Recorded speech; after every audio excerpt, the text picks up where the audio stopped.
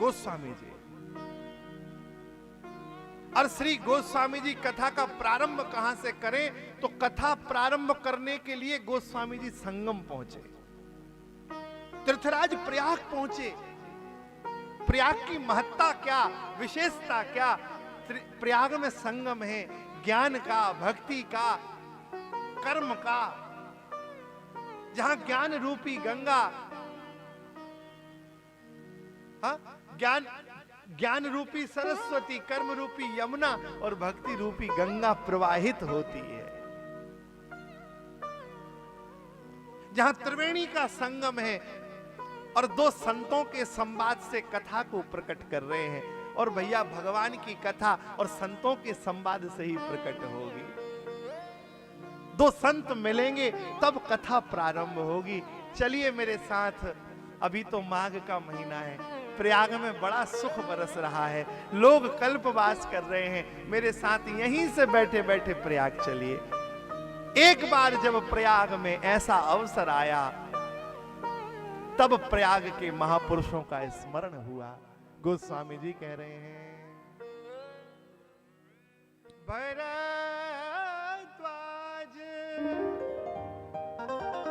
मुनि बसहि प्रयागा, भरद्वाज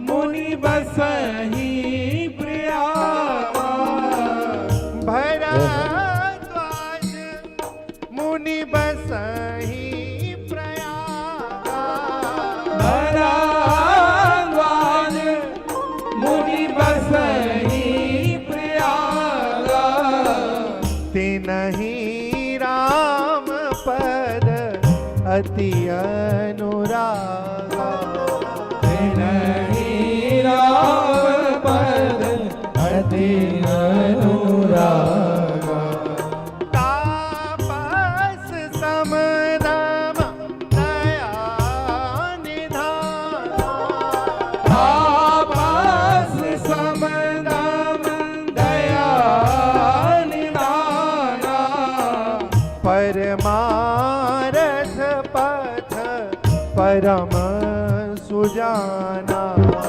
परमारथ पथ परम सुजाना, माघ मकर गत रवि जब होई, माघ मकर गत रवि जब होई, तीरथ पतहि आव सब कोई, तीरथ पति आव सब कोई, देव तनुज किन्नर नर श्रेणी, देव तनुज किन्नर नर श्रेणी, सादर मजहि सकल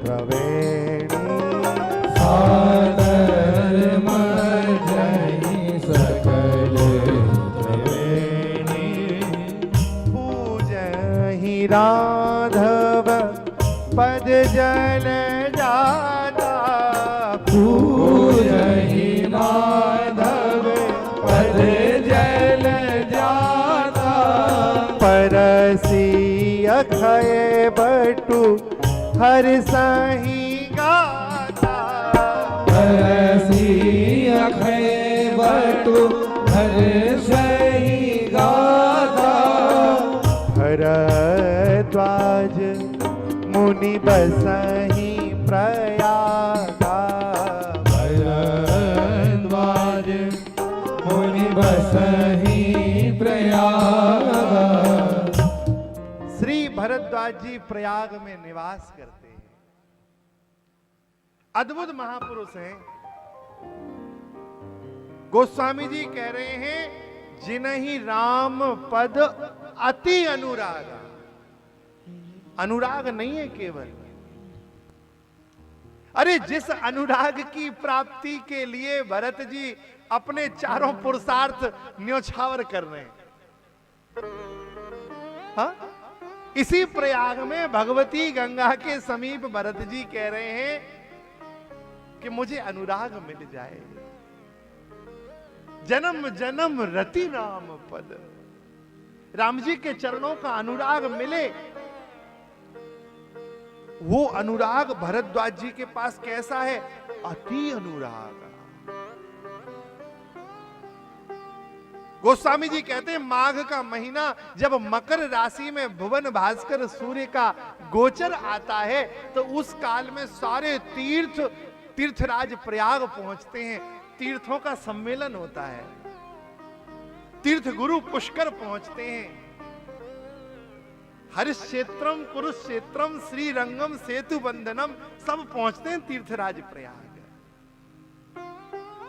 और तीर्थ पहुंचे, तीर्थों का सम्मेलन हो तो महाराज समूचे विश्व का साधु समाज माघ के महीने में प्रयाग पहुंचता है। भरद्वाज जी के आश्रम कई संत आते। भरद्वाज जी सब संतों का आनंद से सत्कार करते। एक बार एक घटना घटी, एक बार एक अवसर आया जब मकर संपूर्ण माघ मास संतों ने स्नान किया और स्नान कर कर एक एक कर कर विदा मांग के जा रहे हैं। उन्हीं संतों के बीच में श्री याज्ञवल्क्य जी आए। भगवान भुवन भास्कर के शिष्य हैं, सूर्य के शिष्य हैं याज्ञवल्क्य जी। वेदांत के अद्भुत विद्वान हैं, लेकिन उतने ही सरस रसिक हृदय के भी हैं। श्री भरद्वाज जी चाहते हैं कि सत्संग बंद ना हो। आज चाहते हैं ये महापुरुष पधारे हैं तो इनके चरणों में बैठ के कुछ भगवान के चरित्र को सुनूं। आर्त हो गए भरद्वाज जी और याज्ञवल्क्य जी ने विदा मांगने के लिए जैसे ही हाथ को प्रणाम किया कि महाराज अब हम जाना चाहते हैं, तो चरणों में गिर गए भरद्वाज जी। चरण पकड़ लिए और कहा ऋषिवर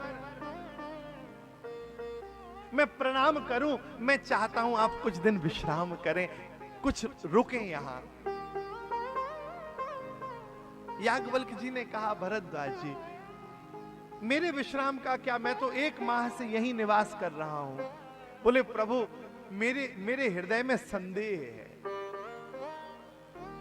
और हम निवेदन करें जीवन में कभी कोई दुविधा हो, कभी कोई संकोच हो, कभी कोई शंका हो, तो कभी जीवन ऐसे आपके पुण्यों से कभी कोई सदपात्र सन्मुख आ जाए तो संकोच मत करना, उम्र का लिहाज मत करना, स्थान की पदवी की महत्ता का चिंतन मत करना कि कोई क्या सोचेगा।